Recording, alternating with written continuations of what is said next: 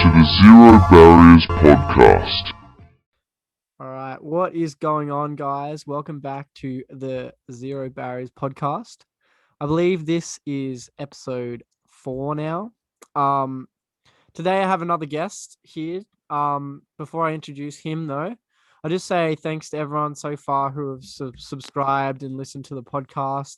I got an email the other day saying it was ranked like 136 in mental health, which is awesome. Even though this isn't really a mental health podcast, it's just kind of like the only category that I thought fitted.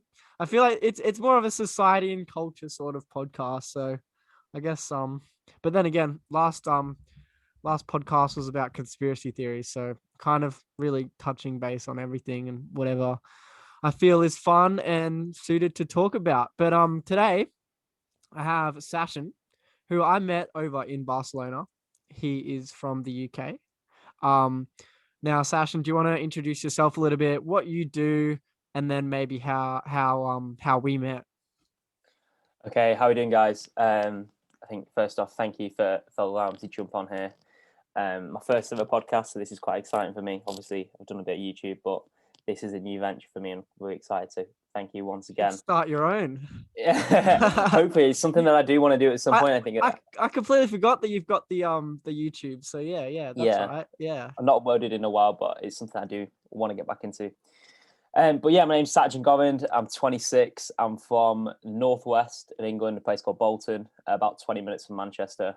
My day job is a pharmacist, but I'm currently looking to potentially leave that. But that's a whole separate podcast for that.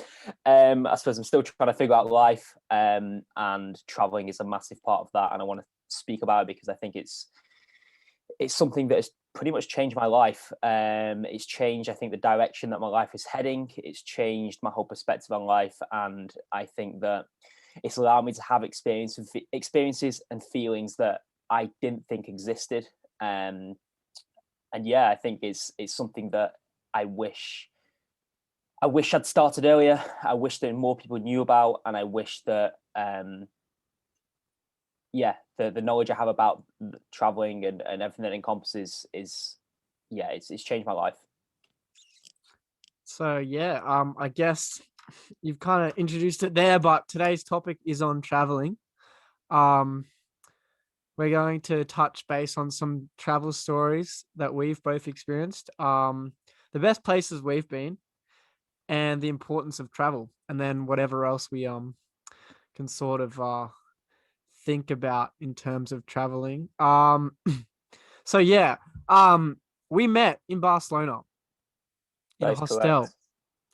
In a hostel where it was actually a very interesting time of my life because it was I went over to Europe in September 2018.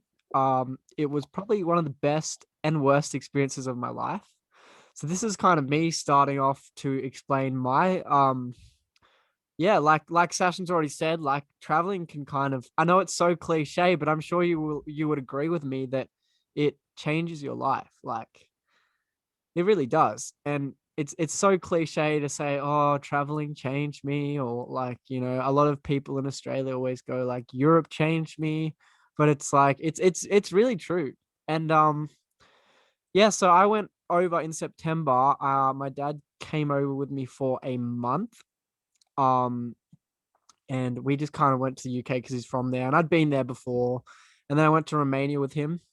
And then after that, I flew back to the UK. I went up to Scotland for the first time. It was the only part of the UK I hadn't been to. So went up to Scotland and then visited family in Northern Ireland, which I'd been to before. Visited Ireland as well a bit. And then from Northern Ireland, I flew to Poland and I wrapped myself around Europe for 6 weeks by myself until I got to Czech Republic, I believe it was. No, it wasn't Czech Republic. It was Croatia. And I met Pat there. And Pat and I went around for another 6 weeks. And then the last month or so, I was kind of by myself again. And then I went back to the UK. So, yeah. And whilst I was with Pat, we met Sachin. We also met a lot of really cool people in Barcelona. And then I believe it was January last year that you came over. Was it? Yeah, Yeah, that's correct. So So right before the pandemic. yeah, so obviously we met in Barcelona. I think what's interesting about Barcelona is that from what I remember, we didn't actually hang out, which is really weird. We True, were just chatting. We were just chatting. We were in the same hostel room because I'd come up with my mate from the UK, and we were just there for 2 or 3 days, just like a weekend break. And we actually didn't hang out. We didn't go to a restaurant. We didn't like go out. We were just talking every day and just speaking That's about different things. true. Which this is what I think. This again is I think the first point. We're diving right into this in the podcast is that the relationships you have when you're traveling sometimes very transient. Like I know people I've been to dinner with, never seen them again. Been for a drink with, I've never seen them again. There's some people that I've spent days with and I've kept in touch, and there's people I've just met in a hostel room, we've chatted, and then I've come and visited you in Australia. So yeah, I think we kept in touch. I think obviously I came to Australia, so that was December 2018, and obviously 2019 I came to Oz, but I didn't manage to see you then. I think That's right. That's right. I think we didn't have enough time. Yeah, we were going to. We spoke about it, and then we just kind of missed each other, I think. Yeah. And then you came back pretty soon after then. Well, that's because I love Oz. Yeah. Oz is well, I suppose we'll get on to it. Oz is literally my favorite place on the planet that I've been to. It's somewhere that I like to live for a bit. And I've had some of the happiest memories of my life there.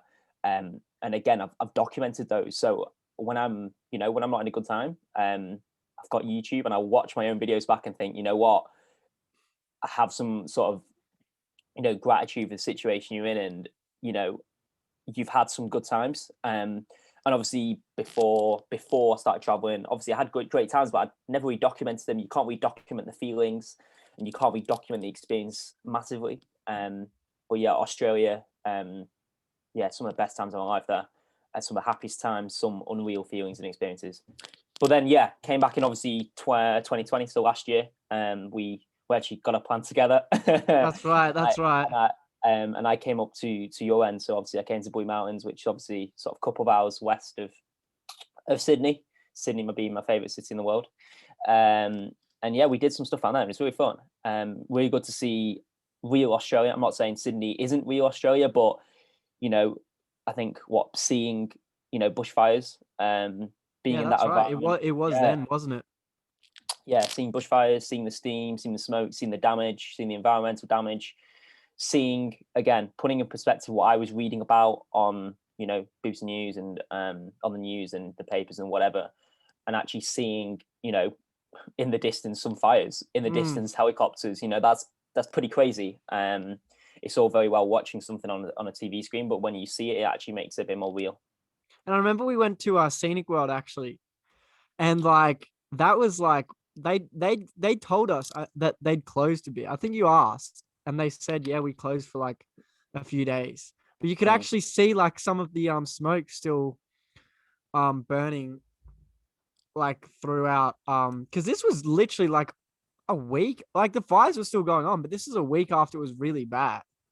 I'm pretty sure. I think it was touch and go. We were talking quite a bit, and I think you were saying it's okay, like it was worse last week. But I have this, I don't know why, but I remember this. I remember you saying it was a week either way, and I probably wouldn't have been able to come to you and see you. Yeah. You would have had to come into Sydney, which again wouldn't be the worst thing. But when I've come, 24-hour flight or 24 hours of traveling, I want to obviously see the Blue Mountains because they are obviously epic. They are amazing, absolutely. Yeah, for sure. Just a bit on where you've been, because for me, like I went to the UK when I was 10, with just my dad, and then I went back there. So I just went to England then, and then when I came back in 2012, my uncle got married, so I went to the UK and I went to Northern Ireland and Ireland as well, and Wales as well. But I hadn't been to Scotland, and then finally I did Scotland, but I also did 21 other countries when I went to Europe in 2018.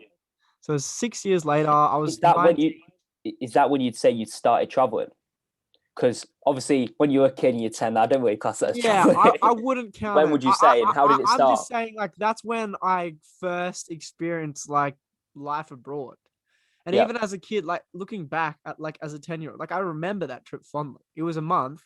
I spent over there, and I remember it fondly. Yeah, you're right. I wouldn't call it necessarily traveling, Yeah, but it was a very it's a part of my life I'll never forget yeah, because it's just life so different, and it's so interesting because the UK and America and Australia, everyone kind of thinks we kind of link each other together in some way, but there's just different lifestyle, and I noticed that more like when I went over last time when I did my big Europe trip. Everywhere is so different, and it's crazy. Like some of these countries are so close together, but the lifestyle and the culture is so different. Like, and in a sense, I do see that in Australia. Like you go to another state and it's different. Like it's yeah, weirdly different. Like the culture, like people like different sports. So for example, AFL, yeah. massive in Melbourne, and it's big in a few other states. In New South Wales, like I wouldn't say it's that big. Like more I don't people know. more For like me, rugby and like league and soccer, like football. So I don't know. For me as a Brit, coming over, and obviously I've been to quite a few places now in Oz. Again, I don't maybe yeah, notice the variation as much. And yeah, you're probably the same if you come to the UK. Maybe if you go to Edinburgh, Scotland, you go into Scotland, maybe. But again, I don't know if you'd notice huge amounts of differences. Obviously, I'd notice things like the accent and what sports more popular. But like you've told me that now, and I didn't know that. For yeah. me, it's just maybe it's a lack of exploring on my part, but No, I think that's just like I haven't spent enough time there. You know what I mean? yeah. I think it's something you sort of pick up from because I hadn't been to Melbourne since I was like 3 or 4, and then I went Yeah, back to Melbourne only a couple months prior to doing my big Europe trip. I yeah, just was like, oh, I've got a spare few $100. Like, I'll earn this back before I go. Why don't I just do a quick trip to Melbourne with a mate? So I did that for a yeah. few couple nights. And honestly, both of us came out of it being like, the culture is so different. Mm, Like, which is interesting because we live like, it's the next state down basically, Victoria. And yeah, but well, yeah, even like shows, for example, like some of the shows that you guys absolutely love, like TV shows I'm talking, just yeah, not a thing here. yeah, Like I know The Apprentice is quite big in the UK. yeah. We are literally only just getting so we haven't had The Apprentice for ages, like a good few Mm, years now. And then literally actually next Sunday they're bringing Celebrity Apprentice back. mm, But it's like when I was over there, like just staying at my uncle's in Northern Ireland, and they were like obsessed with it. And there's a few other British TV shows. I'm like, no one at back home would watch this. So it's even yeah, the small things. Like I think there's a lot of things that different cultures have in common, but even small little things like that, which are very interesting, and it's all part of the travel experience. But yeah, so yeah, they're the countries I've been to. I don't know if you just want to mention like whereabouts in the world you've been to. I'm just gonna let my cat in, so feel free to talk. And can I just, before you nip off, can I just briefly ask what made you start traveling properly? What made you want to? I don't think you've ever told me this. What made you yeah, want to yeah, do okay, because that's you fair. was your first trip, right? So what was the reason why you did it? Okay, How so did it start? obviously I'd No one been. just booked a fight, right? Well, Or did you? obviously, pardon? No, I Or didn't. did I you? didn't just Okay. book a flight. Okay, I had this plan set up from when I was young. So first time I went over in 2009 when I was 10, like just to England. I said I want to be back one day, and like the day before I went back home, I actually cried to my dad, and I said I'm gonna miss England so much. And at that point, I went home, and it was like a second home to me. And then I went back in 2012, and with my whole family this time. And again, the day before I went back home, I cried, and I was like, I want to come back home. I want to come What back is here. it? What can you put your finger on? I What don't is it know. about the It's UK? it's just it's just Or is the it just family here, the whole experience? yeah. I think it's family, and also just like it's kind of like it's familiar territory for me, but it's not something I experience every day. So, Mm, for example, I don't even live near Sydney. I'm like an hour and a bit outside of Sydney, and like if I go to Sydney, like it's cause like it's close enough where it's not unfamiliar for me. I go there yeah, enough. Where for a place like London or even like Brighton or where my family are, like it's unfamiliar, but it's familiar enough that it brings nostalgia, and it brings just like I don't yeah, know. I think it's just the feeling and the sensation of just being free and being in another country and being so far away from home that it excites me. So from there I was like, that was when I was 13. I was like, okay, after that moment, I was in year 7, so first year of high school, and I was like, from then I was like, when I got back home, I was like, okay, when I finish high school, I am going back overseas. Like, Yeah. and I'm going to Europe, and I'm doing a big Europe trip. Hadn't really planned anything, obviously nothing. It was just like a big dream that I had, that I was like, I'm gonna do this when I finish high school, the year after. Both my older sisters did it. So the first one did like a Kentucky tour Mm. style, and then a couple years later, my other sister did it. I think that was so. I think my oldest did it in maybe 2014. The next one did it 2016, and then 2018, year after I finished high school, I did one uni semester just to get a head start, and then took the second one off and went away for 4 months. So yeah, it was very much planned from when I was a kid. It was a dream, and I was like, I'm gonna make sure this happens. And then I booked a flight to London and returned on Christmas Eve. Yeah. Um, and got a Eurail pass as well. But a lot of it I did book as I went. Like Mm. some countries I unfortunately didn't get to go to, which I would love to go to, which I'll talk about a bit later. But Yep. I covered 22 countries. It's pretty good in 4 months. It's not too bad. But yeah. Whereabouts have you been in this world? Because you've been a fair few places now. Yeah, I think. Well, I'll start off with how I got into traveling. I think my story is probably interesting. So finished uni in 2017. I remember that summer. A lot of my mates were doing things. They were going to Thailand. They were going abroad. They were doing little trips, 3 or 4 weeks. And for whatever reason, I can't remember the exact reason. I didn't go on one of them or whatever. And I remember that summer being like, oh, I wish I'd gone there. I wish I'd gone there. I wish. And I also remember thinking, I wish I could travel by myself. At that point, I probably wasn't confident enough. At that point, there wasn't that much information out there on the internet, on YouTube, apart from, the odd blog just saying, do it. Then we wrapped around to 2018. So I just finished my training year and I just finished my professional exams. And I was like, right, I want to get away. I don't want to be in the country when I get my results. Wow. So me and my mate, he was like, oh, let's go on a road trip around Europe. So I was like, yeah, let's do it. I just want to get out of the country. So we were talking, and then I booked my flight to Berlin because I thought, I think that's where we're going to start, or something along those lines. And then he just never got back to me. So I'd booked this flight assuming he was going to jump on. He never got back to me. So I was absolutely shitting it, to be honest. Yeah. You've never traveled alone. Thankfully, I'd been to Berlin before, so I knew it was going to be a good city to go to. Obviously, in terms of solo traveling and hosteling, I'd never stayed in a hostel before, so I was just like, "What am I going to expect here?" And I did it. I got on the flight. I researched every forum you could think about how to like get the best out of it, and a lot of the things that it said was just talk to people. Keep talking to people, and that's something that I've probably taken with me. I try and just speak to people now. In fact, yeah. So just literally started talking to people. Anyone who like interacts with me, just started talking to them, which makes me probably look a bit weird, but No, that's how you meet people. That's how right. when you travel alone, that's how you meet. That's how you talk, and that is how you can come across some amazing experiences. And so yeah, went to Berlin, had a sick time. Actually met an Aussie girl out there actually, and then. Yeah, I met a couple of her mates. We just got to know each other, whatever. And then she was like, "Oh yeah, the classic. Oh, if you ever here, let me know."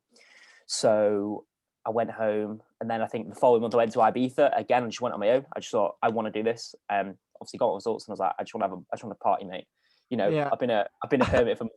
That's it. I've been in That's the it. Virgin Cave for months. Went to Ibiza on my own again. Met some other people out there. I think and it got to the stage where it's just like, if no one wants to come with me, I'm just going to do it. I'm just going to do it. And I'd had obviously Berlin and then Ibiza and been amazing. Like Ibiza, one of the best places on the planet. We'll get to other places in a minute. And then then the ball just kept rolling. Obviously Barcelona with a mate. Again, I was going to go there on my own, but my mate was like, I'll come with you. And then I went to Australia and met this girl who I'd met in Berlin. Still in contact with her today. Awesome. In fact, she's in the UK, so we're going to go and try and visit her. Then obviously Australia. And what happens basically is it's a bit like a snowball, you know. You meet one person, you go on one trip, and then you have a good time, and then you meet someone else, and you meet someone else, and you keep meeting people. And then what sometimes, again, you'll probably know this, is what sometimes happens on trips, for example, is you'll meet 2 or 3 people, and then, or 3 or 4 or 5 people. By the end of the trip, you bump into everyone. Like, everyone knows everyone. That's so true. So weird. But yeah, that's basically it. And then it snowballed, and then it just escalated. Like, traveling was never was really on the horizon for me. It was never really something that interests me. But I don't know. Maybe it's just part of, I don't know, maturing as an adult and growing up. I started to have experiences that I simply couldn't have in normal life. I was meeting people who I couldn't meet in normal life. I was meeting people who, different experiences, different places, experiences that, you know, like I said, I can't have in Manchester and Bolton, and it just snowballed really. And now it's got to the point where I've got a list of 130 odd countries that I want to go to. Oh, jeez. So I don't know when I'm going to do that, especially in the minute with the current climate. But I've got a sort of a bit of a lifetime goal to go to all these countries, and try and experience like I said earlier, the feelings and experiences that are simply you cannot replicate in normal life. I've tried, but it's just not possible. And I think the biggest thing is the personal growth. Again, you probably know, I've been a bit of a self-development, personal journey this last, especially year and a half since the start of COVID. And I think what traveling does is allows me to go away, look at my life in the UK and think, right, what's working, what isn't working, how can I improve it? Yeah. And where am I actually trying to get to here? You know, life can sometimes just seem like an endless amount of tasks. That's and true. an endless amount of working followed by relief, i.e. the weekend or a trip or whatever. But what's the bigger purpose here? You know, what am I trying to achieve? Where am I trying to get to when I'm sat in a care home when I'm 90? What do I want to look back and think, you know, I'm glad I did that. They were some of the best times of my life. And for me, traveling is a huge part of that. It's a huge part of who I am. And unfortunately, I've now found this moderately expensive hobby, but ultimately has, like, it's exposed me to this world that is simply just incredible. And to add to your second question, I suppose, best places I've been, for me, it has to be Australia. So far, best place on the planet. Sydney is my favorite city. I've said, yeah, boy. I don't know what it is. I've tried to put my finger on it, of why this place. Like, I'm already looking at trying to come back next year. You know, I don't know what it is. I think Sydney is just that circular quay, the harbour bit is. Yeah, I was just thinking, like, surely, like, that's got to come into it, because honestly, when I am there, it kind of, like, for me, it brings a different feeling, and that's obviously because I was born here and raised here and stuff. Not necessarily in Sydney, but it's always been there, you know? Yeah. And for me, it brings back, whenever I go down there, I guess because I didn't live, like, obviously right in Sydney, but it was always there, like I said, it always brings back kind of nostalgic sort of feelings for me. Both happy and sad, as in, like, I'm one of those people where, like, whenever I get nostalgic about something, I get a bit sad, but I'm not actually sad. Like, the memory's really good. No matter how good the memory is, I get a bit sad, not like upset or visibly upset. I just kind of like, oh, like, you know, but I'm sad because it's over. That moment is over. And like, when I'm in Sydney and I look back, and I'm in the moment, and I'm like, I remember growing up here. I remember experiencing just so much joy, just at, like, a lot, like Circular Quay and Darling Harbour in particular. And like, it brings me back, like, that feeling. And it's not necessarily sad. It feels like it's a good feeling. It's just kind of like nostalgic in a way. And I'm like, oh, like, I'm growing up. Like, that's kind of the feeling. Like, I'm upset because, you know, I don't want my youth to go away, because I've enjoyed so much time here. And even though I've lived, like, far away from it all, and, you know, there's been heavy chunks of my life where I hadn't gone down to Sydney, like, especially as a kid, you know, I only go down for special occasions. But Yeah. So I guess, do you get what I mean? Like, I'm not sad about it. It's more like it's a really good feeling, and it's just Yeah, kind of like I want to keep living it. So that's why it's yeah. upsetting in a You sense. almost want time to freeze, Yeah, almost. yeah. Yeah. I think So something to be said as well is that when I went back to Sydney last year the second time, it it wasn't the same. I will be honest, it wasn't. It simply wasn't as good because that first time when you do something right, you've never been exposed to it. You've never been yeah, exposed to the surroundings and the environment and the place. So the second time, you kind of know you have this expectation, and it's never going to deliver. That second time when you do something, it's never going to deliver. But it was damn close. It was sure enough. It was very close, and I think I just get blown away. And I think Sydney, especially, I think one of my earliest memories is me watching the Sydney Olympics, and everyone's uh, saying, so this is like 2000. So I was like 5 or 6 back then, yeah. four, See, five. I was one. I never got to experience it. Eh? Yeah, Like, and I've just truly. got tiny images which I can remember, and I think as well it's just because it's so far away, and it's because I Yeah, know in my head that I'm only going to have chance to. I'm going to have a limited amount of time to spend there. Um, I think that's what makes it so. It's you want what you can't have, yeah, and actually, absolutely. I can't just get on a plane tomorrow. At a cheap £10 flight like you can in Europe, and I can't just jump on a flight there and go. Unfortunately, I've got to plan it and you know set aside minimum 24 hours. So yeah, in terms of other places, Ibiza, best party place on the planet. I wanted to go back. I'm going to go back as soon as possible when COVID's over. Just have a massive party. Some of the best clubs I've ever seen. Some of the best DJ sets I've ever seen. Obviously, I love my house dance techno, not techno, but house dance music, especially just the dance genre. Some of the best times of my life there. Not, or some of the best music moments of my life there. Again, Vegas was sick. Oh, yeah. See, I don't have a The deep desire clubs to go for to the me, States, but there's parts of the States I'd love to go to: Miami, California, and Vegas. yeah, I don't know. Maybe it's the people. I've met some great Americans traveling, right? It's yeah, just like you see these dumb YouTube videos of people, and you're just like, oh God. Like, I yeah, think Australians kind of have this love-hate relationship with Americans because it's like they make fun of us, and like there's Americans out there that genuinely think that Australia doesn't exist. mm. Um, so yeah, but no, it's interesting. What did you find so good about Vegas? Like, Um, it was two things really. Again, the clubs were amazing. The clubs are amazing. The different, the actual strip is just it's a bit wild. It's literally one street, right? The way I can say it is one street is absolutely mental, as in like it has all the hotels, it has all it's just crazy busy. You have this one street, and then you go off it, right? You literally go one or two streets off, right, and it looks really rough, and it's really weird to get. It's really weird. It's almost like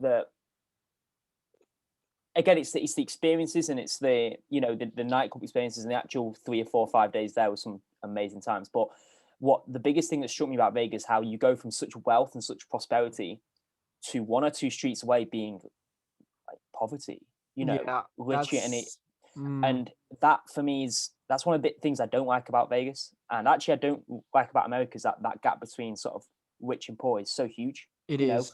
how can you go from a city that is the one of the party places, if not the craziest place in the world, to poverty, to people on the streets, to it's not great, and it's not, and it's not nice. I don't necessarily think it's nice to be around, but I think it shows you that again the the two sides to America in a 5 minute walk, which is a bit crazy. That is, yeah. Um, so I guess we've kind of covered where we've been and the best kind of places. Oh, I didn't really say my best places. I mean, Yeah, can I I just add loved, Singapore as well? Sorry, can I just add Singapore as well? Singapore is yeah, absolutely amazing. yeah. I've heard good Um, things about Singapore. the that area where the hotel is, Marina Bay, unreal. Again, blew my mind. Blew my mind. Go on. Yeah, so for me, I love Budapest. I loved that Okay. kind of party atmosphere. Everyone just was there for a good time, and I'll explain this in a bit, but like I was kind of, I just had some sort of negative thoughts that you wouldn't want to take with you traveling, and it was a real boost for me, especially solo travel. Like I was 19. This is a really scary thing for a Yeah, 19-year-old to do, like traveling. So I love Budapest. I love Switzerland for completely opposite reasons. yeah, Like that snow, I went to the Matterhorn. That was just unreal. Like I can't believe my eyes like yeah. saw that. There's some really underrated places as well, like Eastern Europe particularly. I loved Poland. Like I learned a lot in Poland, and it really changed my perspective on life. Like, you Mm, know, I hate to say that because it's so cliche, but like Auschwitz particularly, I'm not sure if you've yeah. been. I've never been. I know, unfortunately, despite living so close to Europe, my country list for Europe is very low in terms of places visited. Yeah, That was a plan for last year, but COVID. My plan is to do a bit of a road trip / yeah, interrail / around Europe. Do similar to basically what you've done. yeah. Because Eastern Europe's just underrated, to be honest. Yeah. And yeah, Auschwitz was just like shit. Like this happened, and so many people died, and we're here witnessing this and living our best lives, and we kind of got to. It really made me like more grateful for Mm, where I was and the world that I live in, and Australia particularly, like such a safe country. mm, Like seriously, it's crazy. Even you guys, you get like a few stabbings that make like international news, yeah. and there's a bit of a problem over there. Like here, it's like it's relatively safe. Like, and when you Mm, do hear stuff, it's so like out of the blue and so like extreme that people just go like, shit, like that's yeah. insane that that's happening. Like there was last year this man lit his car on fire um with his ex-wife and kids in them and burnt them alive Mm, essentially. And that was just like shocked a lot of people, including myself, and it's really upsetting to hear that kind of stuff. And then he stabbed himself in the chest, and yeah, it was, it's like stuff like that. Like it doesn't happen here. And you hear mm, about this stuff, and there's some places in Europe that are safer than others, but a lot yeah. of this stuff happens around the world that even in countries you wouldn't think, and it's just so normalized. And it just Mm, kind of made me think, even today, that's happening. And it mm, just made me really grateful for where I am and like the life that I get to live, I suppose. So yeah, and there's definitely a few other places. I mean, I went to so many that I can't think off the top of my head. I actually did a blog, I think 2019, and I just I think ranked I've them in read that. order. It's worth a Yeah, read, guys. I'll be honest yeah. with you. It's quite very good. I need to I think I need to, because I changed blogging websites, so I need to re-upload that on my new blog and maybe make some adjustments in hindsight. But Mm, yeah, similar to you, I had a few plans to travel to different places. So I want to do South America, Central America last year. yeah. I was gonna do that with my then girlfriend at the time, but that didn't happen obviously because of COVID. And then yeah, I'm no longer in that relationship, and obviously still plan to go. Like it was always a plan to go regardless. I just wanted Yeah. to go with either like a girlfriend or a friend, was always a plan. I didn't want to really do South America, Central America solo. And then the Yeah. plan was 2022 do like a Southeast Asia. A lot of Aussies kind of do that. Vietnam, Malaysia. I think Malaysia's part of it. Yeah. Laos, Indo, like Cambodia. Yeah. yeah, all those places. So that was another idea. I was gonna do every 2 years. That was a plan, but things change, and Yeah. that's kind of just what happens. And I'll go eventually, and maybe it was, I like to believe that everything happens for a reason, and maybe there was some sort of reason for that happening. But yeah, going on to like some travel stories. I don't know if you want me to start or if you want to start. Like, is there anything like succinct that really stands out in terms of travel? Because for me, maybe I will start, and I'd be interesting to hear your thoughts, because I don't know if I've told you about this. Maybe I have, but when I went to Europe, when I was in the UK with my dad, so this was like the third week I was there. And I was Mm, in this museum in Wales, and I saw this dead stuffed animal, and mm, essentially like I just had like a moment of panic where I just froze, and I was like, I'm gonna die one day. yeah. And like I just melted down. I had a massive, like, not a massive panic attack, but just enough where I had to like sit down and just breathe. because How I old was were you at just, this point? Sorry, I was 19. This is when I okay, went right, to yeah, okay. this was Europe, So this was like Europe, 2018. okay, Europe 2018, Yeah, right? so Yeah, I like obviously it's something that plays on your mind like sometimes, and especially as a kid, every now and then it'll pop in your head. But it just kind of really hit me, and then I just overthought it for the rest of the afternoon. Like my dad calmed me down, but I overthought it for the rest of the afternoon. And then what ended up happening is for like every day for the rest of my trip, I had that in the back of my mind. So whilst I was making so many great memories and having a really good time, I had this like kind of negative sort of quarter life crisis where I was like, I'm going to die one day. Is any of this worth it?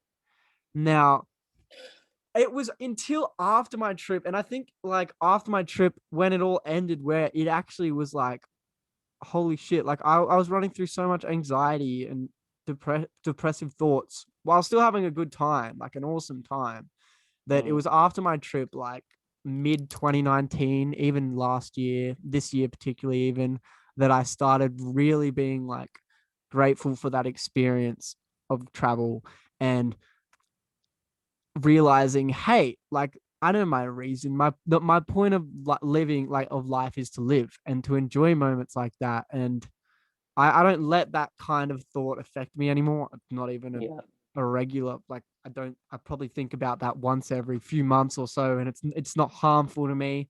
But that was going through my head every day. So I don't know if I've told you that before, but yeah, it was a no, scary time because that's a lot of anxiety and depression. And this is for someone that was by myself. Um, mm, so in my last month of my trip, like I had a few panic attacks like that were so extreme that I thought I was having heart attacks. I yeah, actually ended up in a couple of like hospitals in Europe fine, where because I just freaked out. And like mm, so, and I say this like it sounds all negative and like, oh, like that doesn't sound fun. And those times weren't fun, but overall the trip was insane and I learned a lot. mm. And I also learned a lot of negatives, and I learned, oh, like I've got anxiety, and like this is something I've lived with my whole life, and I didn't realize how extreme it can get. Yeah, But yeah, so that was definitely like an interesting point that was taken from Europe, because it was like a very sort of like hard thing to deal with, because you're trying to have the best time of your life and you have these sort of thoughts and feelings, and it you're all in combines unfamiliar into one. surrounding as well. You know, you're not, you're on your own, which as you know as well, I do that. Solo traveling, yes, it's fun, yes, it's amazing, and yes, it's fun, but at the same time, it's actually at times very challenging.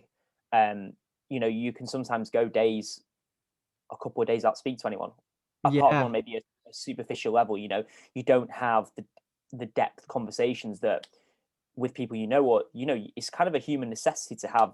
I think it is, conversations of depth, as opposed to hi, where you from, how you out traveling, what's your route. That's the yeah, typical, that's how you get started, and you'll go into other things, but then that person might leave and you don't actually get to know them. So it's a very difficult thing to deal with.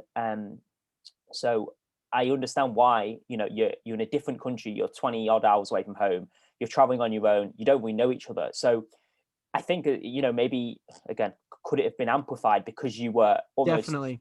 I don't want to say it's an extreme environment, but it's definitely not the norm. That's I right. think I think as you know as well as I do, that not many people travel alone. Not many people have done it, and so many of Yeah, my no. mates, yeah. So again, your mates maybe might say this, but so many might say, I don't know how you do it. I don't know how you just go on your own, and I don't know how. Again, I was sort of pushed into it. I was a bit pushed into it, but and I can understand where that's coming from. But thankfully, and this is one of the reasons why I've documented it, on YouTube, whatever, is I've shown people how to do it.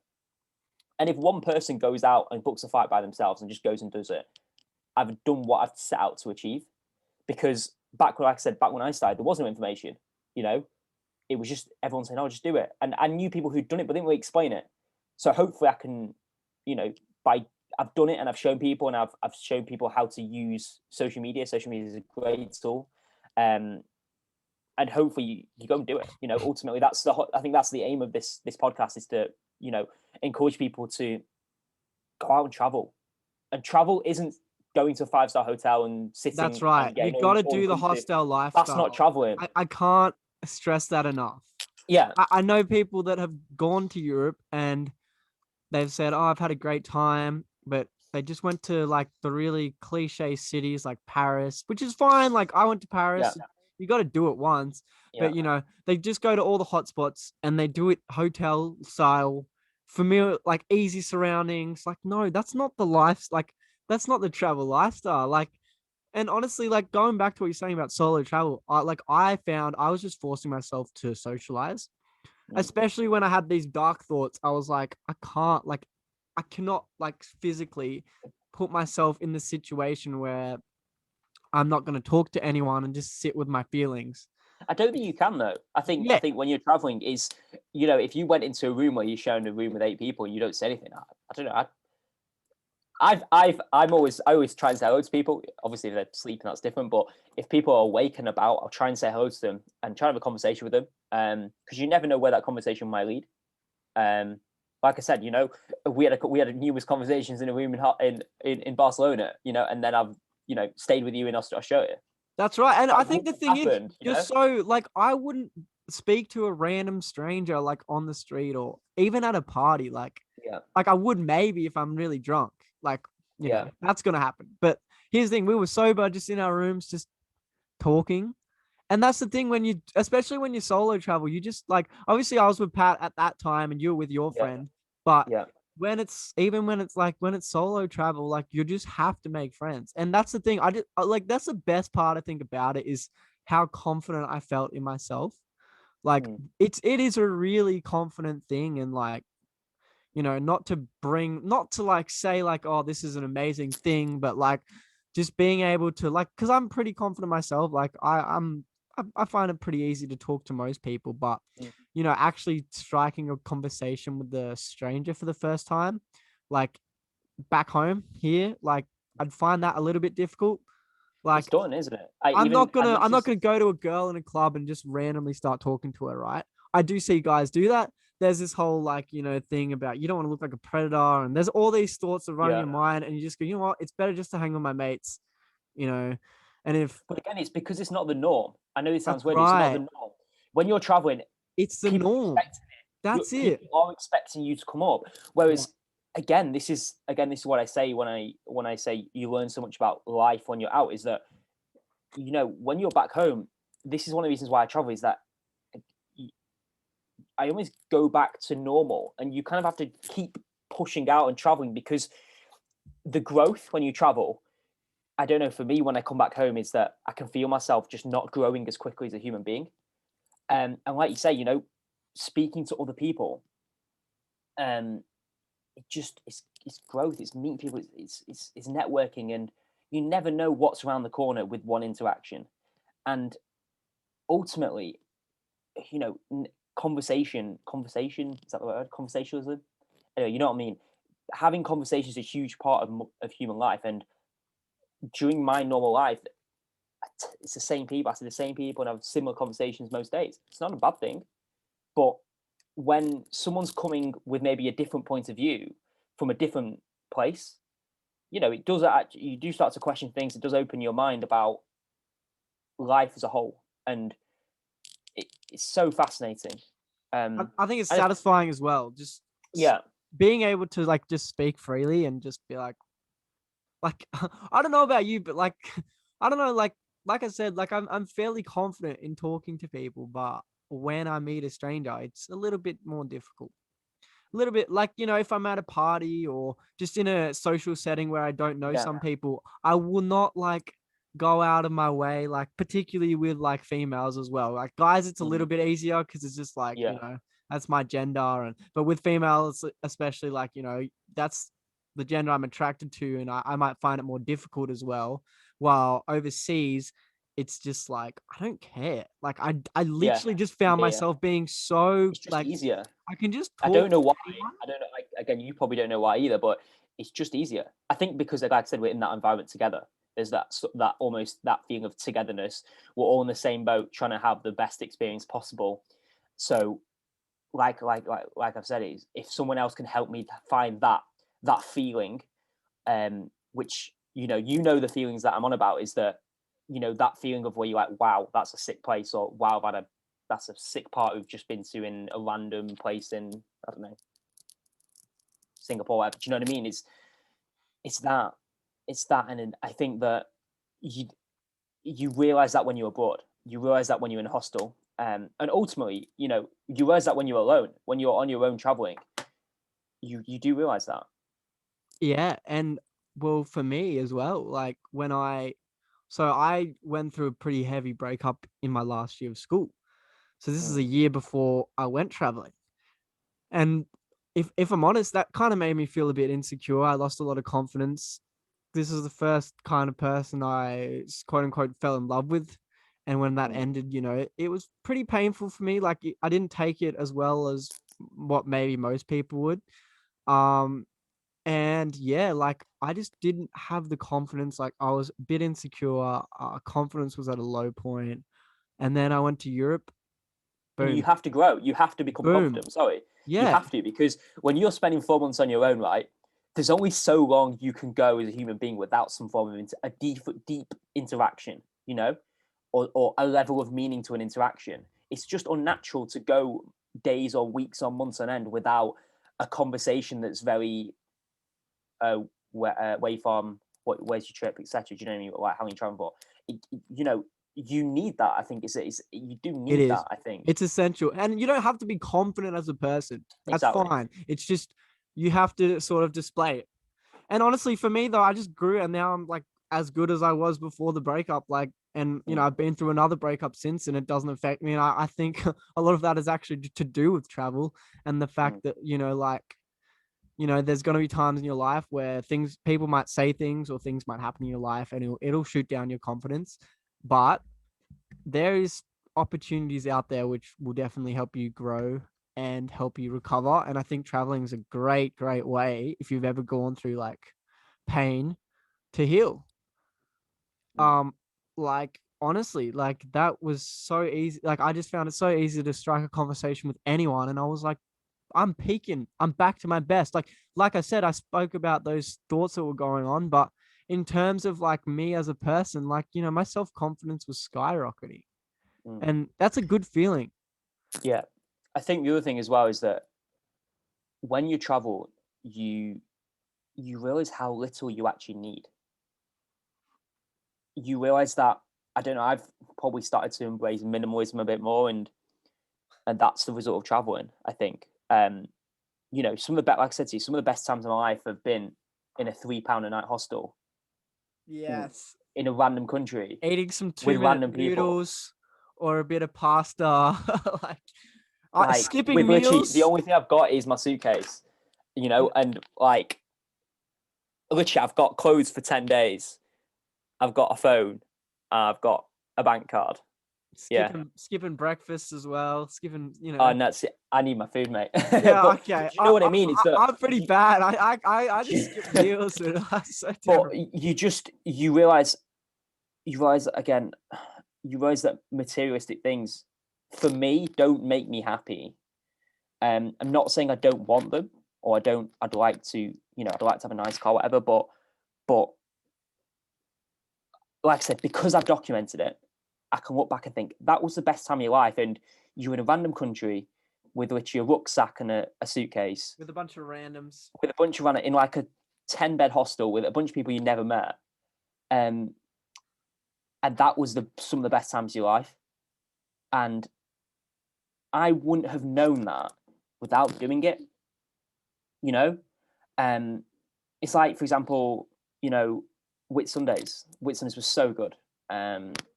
Again, and all I had was literally a plastic bag with some clothes. Okay, fine, I was on a yacht in Australia, but that's beside the point. But you know what I mean? Like, I could have just been on Whitehaven Beach, and it was just sick. Yeah. And literally, I've all never been to it with Sundays actually. So but it's just an example, is that, and there's been 2 or 3, like quite a few times where it's just been like, I've literally got nothing, but I've got everything. yeah, for sure. That's deep. That's deep. But okay, I know some people say, "Oh, well, you paid X amount for the flight, or this or that," and traveling's expensive. True, and that is true. Traveling can or cannot be expensive, obviously. But ultimately, at that moment in time, I was with a bunch of random people, or potentially just on my own, and my mind's been blown. There's been just an explosion of Yeah, and feelings. it's hard to explain, isn't it? Like, Yeah, it's just, yeah. I guess I don't know, because we're almost the hour mark soon, but It's that's mad how fine. quickly that's gone. I know. We've not- I mean, it's- I want to we cover a could go on few endlessly. more things. We totally could. In terms of some more travel stories, particularly a couple of things stand out to me. Going the first time I was ever in a hostel was when I was in Edinburgh in Scotland. I Yeah, just I'd had a month in the UK, like with family, or my dad was over, or I was in Romania. So I hadn't really experienced the hostel lifestyle until a month in. Um, and yeah, I was like I said, I had these kind of bad thoughts, and I had spent the whole day on a train and eating up my thoughts, and I'd felt a bit off. And that changed instantly when I was umming and ahhing because I know that there was a bar crawl, like pub crawl in the night, and it was like really good. It was like, I don't know, £5 or whatever entry, and you got like heaps of drinks, and you got all free entry for all these places. And it's like, I don't know, like my plan was before travel just to say yes to every single one of these, and I was yeah. doubting it because You kind of have to you be. just have Sorry to to do it. just. You have to be a yes person when you travel as well. If you're Yeah, like no, no, no, no, then ultimately you're not going to get the most out of your trip. yeah, You and have to be willing to say yes. Some random person says, "Oh, do you want to go here tonight?" Just say yes. that's it, Okay, and if you do it to someone that's else, actually then what fair, but happened. I was like, oh, I don't know. And, I was about to go down to the hostel staff and ask them a little bit more about it. Because, I'm 19. Like I said, wasn't the most confident person at this time, which would change literally like overnight. Like, no, I'm not even kidding. Like, it changed so quickly. I became so Mm. confident within a few nights. And all of a sudden, as I go to open the door, this guy opens the door, comes in, this 28-year-old Canadian guy. His name's Ty. I keep in contact with him still, have him on my social medias. I don't talk to him like, every month. Probably haven't spoken to him since the end of last year, but we catch up, we talk. He's now living in Colombia with Yeah, his girlfriend that he met in the UK. I won't go through his whole story, but honestly, the next, I think 4 days it was, or 3 days I spent with him were so life changing. Like, this is a guy that's 9 years older than me, traveling and just living his best life. And he just seemed to love life. And it was just someone that I like aspired to be. And I had so much like fun hanging out with him. And I made a really good friend that way. And, mm. it's a travel story that I like won't forget. And we went out to that bar crawl, and we went out the next 2 or 3 nights, or however long he was there. And when it was gone, I felt a bit empty. We caught up again in Budapest, had a couple of nights again with each other, and we just had so much fun. Like, this is like someone that like I can call like a genuine friend.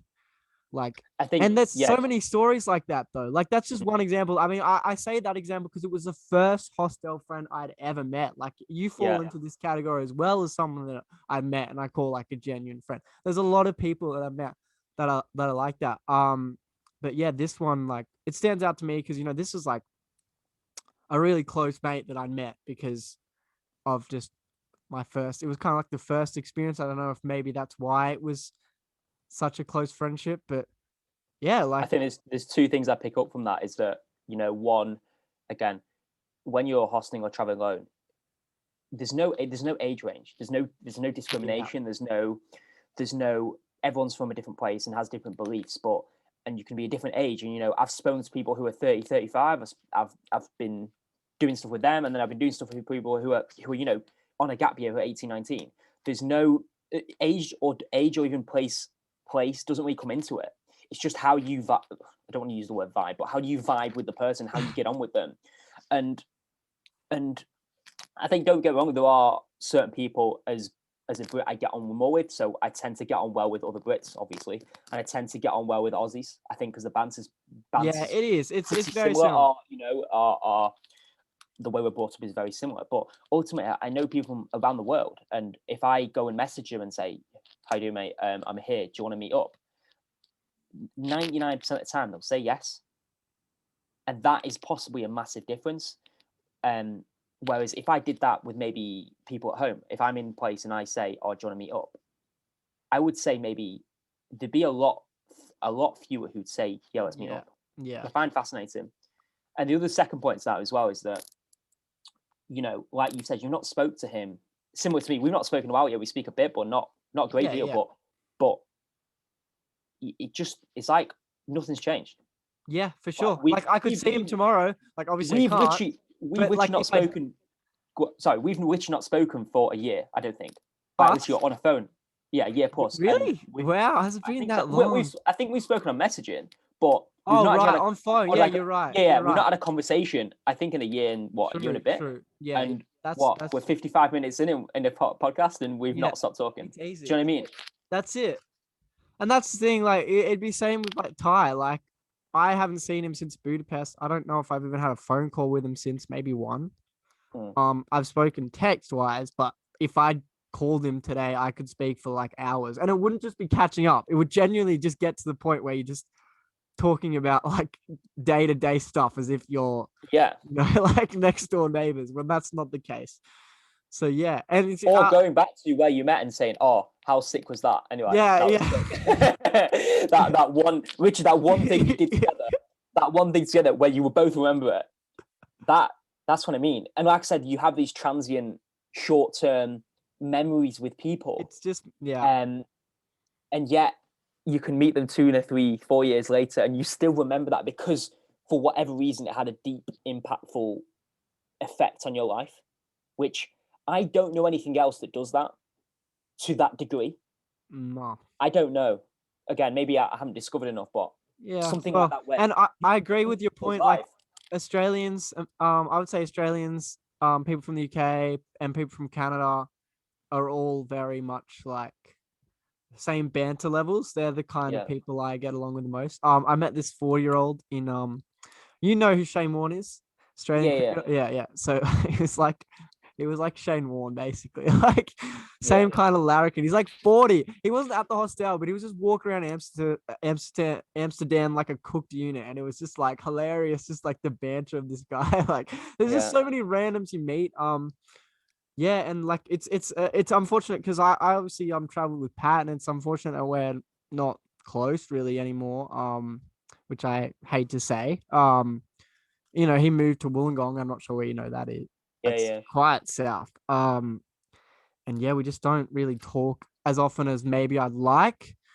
That's also, I think, growing up. And that's it. And that's what I was just about to say. Like, it's kind of like when you finish school, you expect to be with like friends with all these people forever, and that's just not the reality. And that's why I think solo travel is so good, because you meet all these people that you might not necessarily ever see again, but you're just living in the moment, and that's what life's all about. Like being in the present and just enjoying the moment for what it is. So those friends might not be your friends tomorrow, but they sure are your friends in that moment. And so many people are so nice as well. Everyone's understanding. They just want to have a good time. It doesn't matter like your political beliefs, religious beliefs. Everyone is just collectively like a big vibe, and just an equal. You're an equal. Yeah. And just to pick up on that point is that, like you said, I live in the moment. I think that's something I do struggle with. When I'm at home, I'm very much thinking, right, where do I want to be in a year? Where do I want to be in 5 years? I struggle with it too. That's how I am. That's how I am. It's possibly a slight flaw of mine, but definitely when I'm away, I do think about things, and I'm more present in the moment when I'm abroad or when I'm traveling. And the characteristics that I pick up when I'm abroad, I'm trying to bring into my normal life. And there's characteristics in my normal life that I want to bring into travel me. And it's a very difficult thing to do. I think it's easier doing the travel stuff into your normal life because you're in your normal life more. But I think, like you said, is that it is very difficult. Living in the moment is, especially when I'm in the home environment. Yeah, I'm the same too. And I think that's the biggest thing from the pandemic that I've really struggled with living in the moment. Like I've been, I guess, like since my breakup that was, I think, end of September, like I'd been reflecting a lot on the past since then, and it's just not necessary. Like obviously it's good to reflect back on good memories, like traveling, for example. Yeah. But like things that you don't want to reflect on, just leave it in the past. And And then for the future, this year I finish uni, and I'm just so stressed about what I want to do and where I want to be, where I'm going to live. There's so many Yeah, questions, and and we've spoken about this, haven't we? I think. yeah, and like Yeah, in a year's time, I think I spoke about expectations versus reality, which is yeah, a we spoke about podcast this. topic which I'd love to have a few people on and talk about that and hear a few people's experiences all at once. So if you're keen on that, Sashin, should definitely try and organize that. But yeah, it comes down to this like I'm so stressed because this time next year I'm probably working full time, and I'm like, am I going to be living in the city? How am I going to afford it? Am I even going to enjoy this job? Like, and yeah, it's like I just got to bring myself back to the present. And you're right, traveling is that kind of boost that gets you going, I guess, and helps you live in the moment. um I think that's a great place to stop. To be honest, yeah, um I think that yeah, I don't think pretty I much. think we've spoke about a lot there. I think there's a lot of Yeah, so we've done some travel stories and talked about the best places we've been, the importance of travel. Can I just quickly ask you before we finish? First place you're going? First place you want to go After, to when you can? Pick I'm a place in actually the world. going to say New Zealand Okay, why? because I can. Because the Aussie because the Because you can. Australian and New No. Zealand bubble is open, and I've never been to. You haven't been to New Zealand, have you? No, not yet. Not yet. That's Yeah, the next trip. I get New a lot Zealand. of Yeah, raves about it, and yeah, look, because New Zealand's the first place I can go. yeah. Like it's That's the open place you want now. to go. I'm gonna go. Yeah, that's it. Uh, Just before I finish on that point, after that, yeah, I want to get this Central and South America trip done. So I'm gonna go throw back a to Europe. random Central American country and say I'll start in Panama. Probably won't though. I'll probably start in Brazil or somewhere where it's easier to get a flight back home. But and yeah, I've got a couple of interstate trips planned. I haven't left the state since far out. I haven't left the state since Europe. So wow, yeah, like I haven't even been outside New South Wales um since Europe. I've been up to Byron Bay, so I guess it's kind of like close enough. Yeah. But no, I haven't actually. When's your next Europe trip plan then? Oh, see, I don't know. It just You depends. don't know. Like, I think I'll be back in the UK well before I have another Europe trip. Yeah. Um, I think I might even go back to the UK before I do Central or South America. Maybe with family and like, or even just with a friend. Like, I just love the UK. It's just that familiar but unfamiliar thought that I've kind of been speaking about. But yeah, so Brisbane and Melbourne. I've never been to Brisbane. Fun fact. Um, so I've never been to Queensland, which is crazy. So I'm planning on doing that actually within the next couple of months, both Brisbane and Melbourne, just for a few days, just to get out. Because literally, Yeah. last year was so bad. I know you probably were the same. Like for me, it was the worst year of my life. 2020 just sucked. Whole about it, Yeah. just everything But I learned a happened. lot. This is the thing. I felt like I learned a lot, and this Yeah, sounds bad, but I'm kind of glad. Obviously, the deaths is horrible and the situation is horrible.